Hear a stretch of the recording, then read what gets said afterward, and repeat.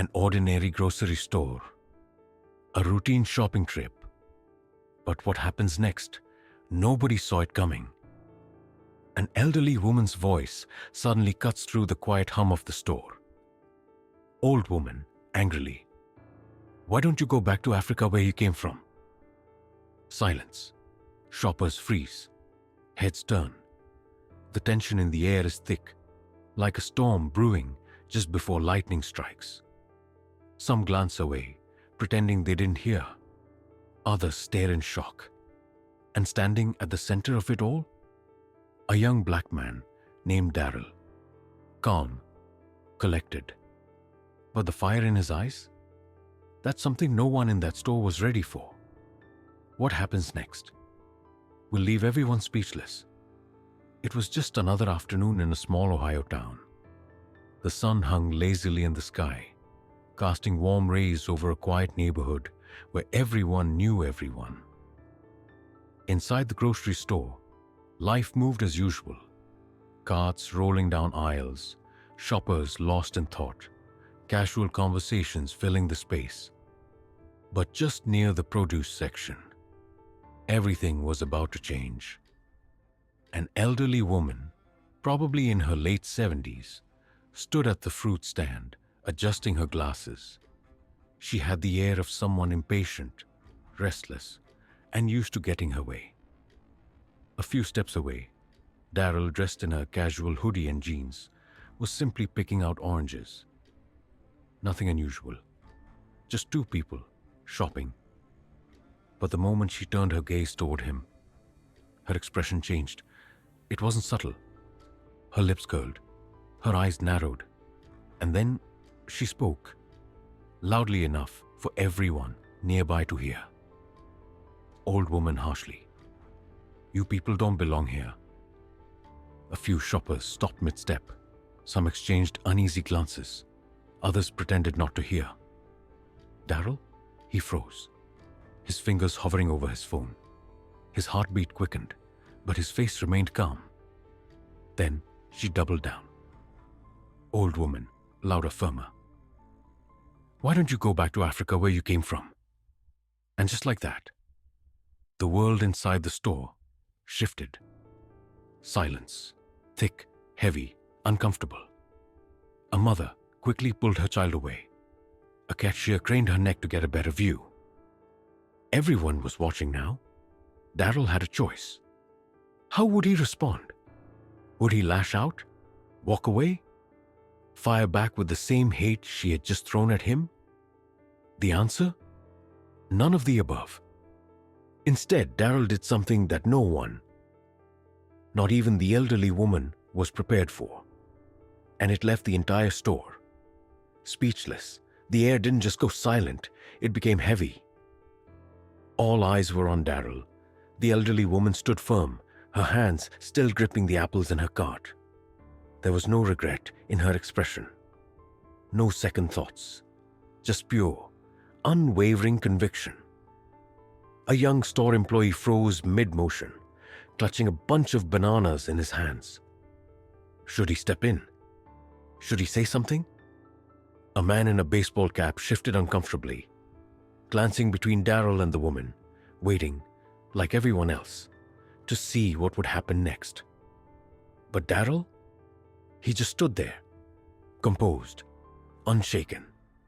His fingers flexed slightly around the handle of his basket, but his face remained calm.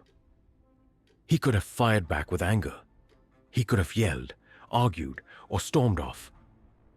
But instead, he did the one thing that nobody expected.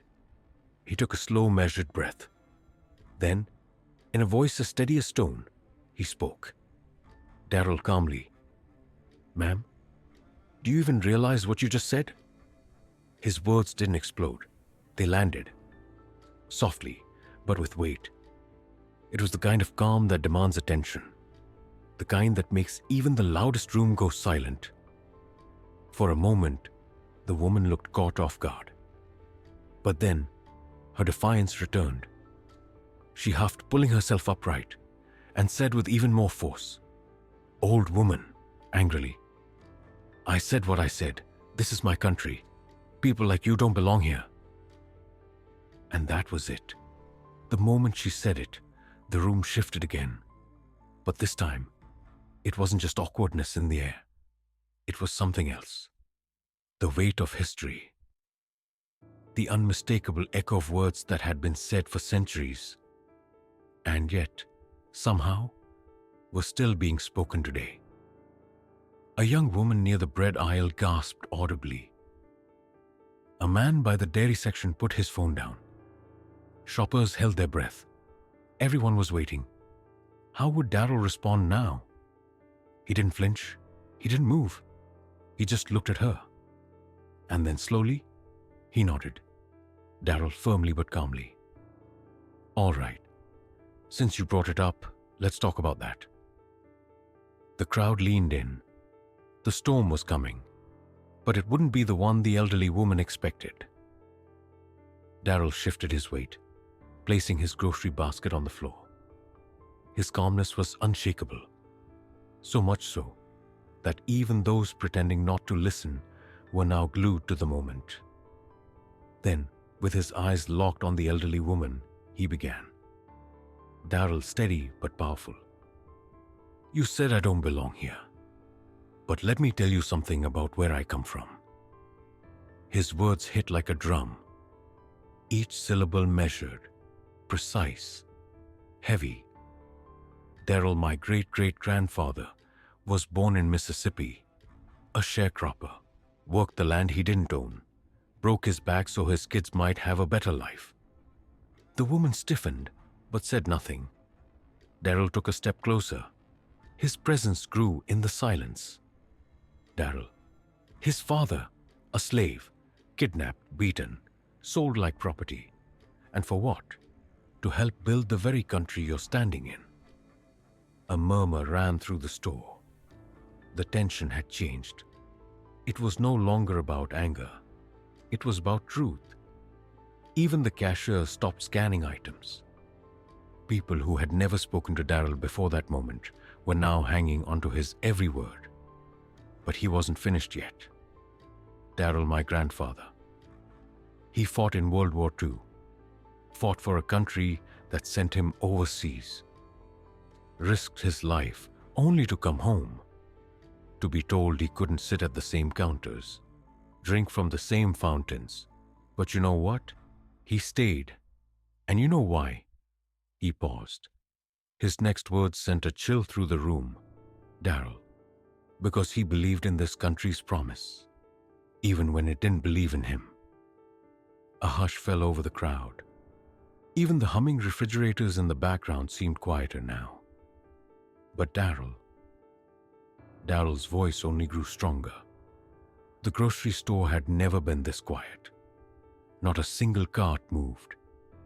Not a single conversation whispered through the aisles. Every eye was locked on Darrell. But he wasn't speaking just for himself anymore. He was speaking for generations, and the weight of that truth, it was undeniable.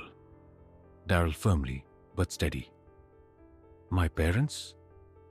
They fought too, not with guns or fists, but with hard work and sacrifice. My mother's a teacher, spent her life helping kids, no matter what they look like. My father's a mechanic, the kind of man who'd pull over to help a stranger, even if they looked just like you. His eyes bore into the elderly woman's, not with anger, but with something much deeper. Darrell, so when you tell me I don't belong here, you tell me I should go back to Africa. You're not just talking to me. The woman visibly tensed. Her fingers gripped the apples in her cart even tighter. She opened her mouth to argue, to defend herself. But no words came, because she knew the truth was staring her in the face. Darrell, you're talking to my grandfather. My great-great-grandfather. You're talking to every ancestor who paid the price for this land in blood, sweat, and tears. The words hit like a shockwave. A man near the dairy section rubbed his chin, deep in thought. A mother with a child in her cart nodded slightly, as if realizing something for the first time.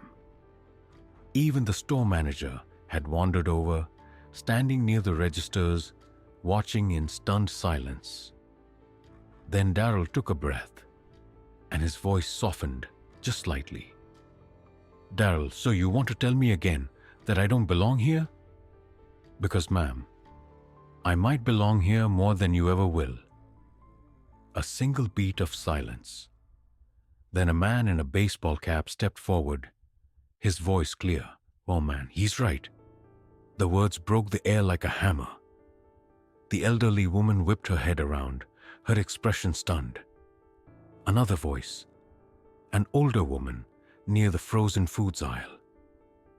Older woman. "My dad fought in that same war. He always said the only color that mattered was the red on the flag." The crowd wasn't just watching anymore. They were participating. A young cashier, barely out of her teens, called out from her station. "Cashier, I've never seen anyone handle something like that so gracefully. Thank you." The elderly woman's face flushed. She looked around, almost pleading, for an ally, for someone to defend her. But no one did, because there was nothing left to say. She clutched her card tighter, her mouth opening, then closing. For the first time in her long life, she had nothing to say. She turned, and without another word, wheeled her cart toward the exit. No apology, no argument, just silence. But that silence? It was deafening. As she walked away, people turned to Darrell. A woman placed a hand on his shoulder. "Woman, thank you for saying what needed to be said." Darrell nodded, then picked up his basket, his expression unreadable. But his words, they would stay with everyone. Because what happened in that store was bigger than just one argument. It was a mirror, a reflection of who we are and who we choose to be. A moment that would ripple far beyond those grocery aisles. Later that night, Darrell sat at his kitchen table, telling his father about what happened. His father, a man of few words, listened carefully. Then finally, he spoke. "Darrell's father, you did the right thing, son. Not just for yourself, but for everyone who was watching." Darrell nodded, because he knew his father was right. Ignorance doesn't change in silence. It doesn't get better by walking away. It gets better when we speak up, when we choose kindness over anger, when we use our voices not to divide, but to teach. Because Darrell didn't win that argument with hate. He won it with truth. And truth, it always wins in the end.